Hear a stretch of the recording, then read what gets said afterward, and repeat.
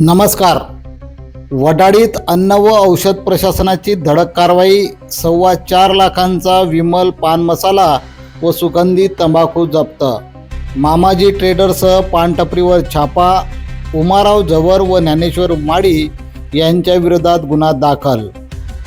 शहादा तालुक्यातील वडाळी येथे अन्न व औषध प्रशासनाच्या पथकाने आज बुधवार दिनांक 12 ऑगस्ट रोजी धडक कारवाई करत प्रतिबंधित विमल पान मसाला व सुगंधी तंबाखूचा सुमारे 4,15,000 रुपयांचा मुद्देमाल जप्त केला.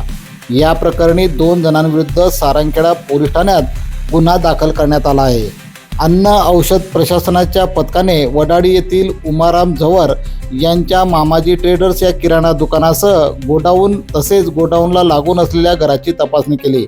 तपासणी दरम्यान प्रतिबंधित अन्न पदार्थांचा 4,12,948 रुपयांचा मुद्देमाल आढळून आला. तसेच ज्ञानेश्वर माळी यांच्या पानटपरीची तपासणी केली असता 2,050 रुपयांचा प्रतिबंधित मुद्देमाल आढळून आला. दोन्ही ठिकाणाहून विमल पान मसाला व सुगंधी तंबाखू जप्त करण्यात आला आहे. या कारवाई प्रकरणी उमाराम झवर व ज्ञानेश्वर माळी यांच्याविरुद्ध अन्न व औषध प्रशासनाच्या अधिकाऱ्यांनी सारंगखेडा पोलीस ठाण्यात फिर्याद दिली असून त्यांच्या विरोधात गुन्हा दाखल करण्यात आला आहे.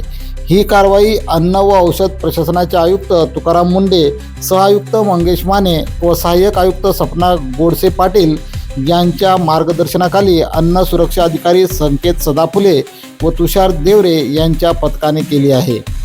अन्न व औषध प्रशासनाच्या या धडक कारवाईमुळे शहादा तालुक्यासह नंदुरबार जिल्ह्यात अन्नधान्यात भेसळ करणाऱ्यांची झोप उडाल्याचे चित्र दिसून येत आहे.